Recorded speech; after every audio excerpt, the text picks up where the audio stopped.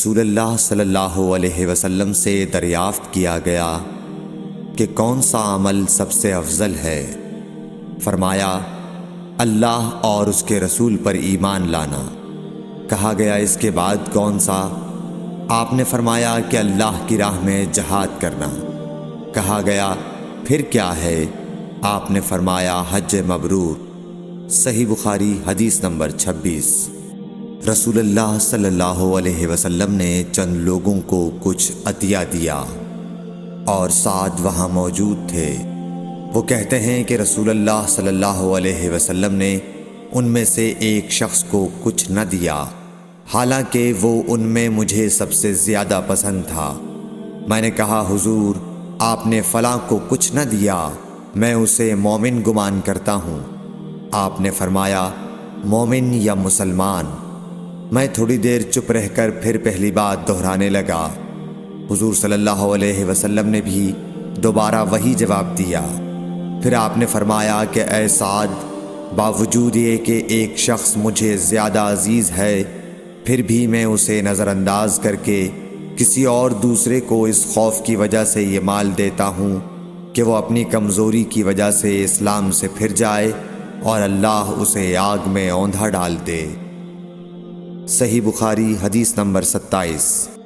ایک آدمی نے رسول اللہ صلی اللہ علیہ وسلم سے پوچھا کون سا اسلام بہتر ہے؟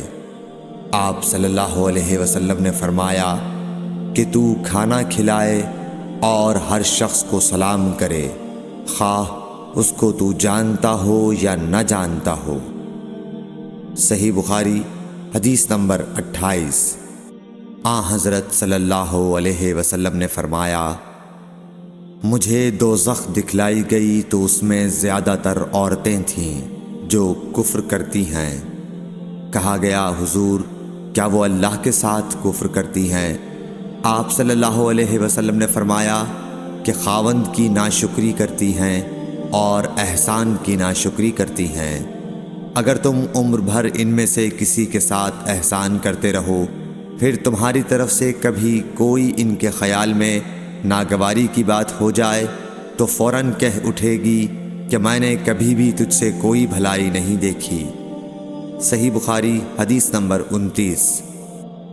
حضرت صلی اللہ علیہ وآلہ وسلم فرماتے تھے جب دو مسلمان اپنی اپنی تلواریں لے کر بھڑ جائیں تو قاتل اور مقتول دونوں دوزخی ہیں۔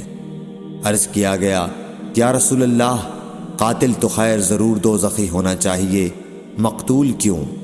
فرمایا وہ بھی اپنے ساتھی کو مار ڈالنے کی حرص رکھتا تھا، موقع پاتا تو وہ اسے ضرور قتل کر دیتا، دل کے عزم صمیم پر وہ دوزخی ہوا۔ صحیح بخاری حدیث نمبر 30۔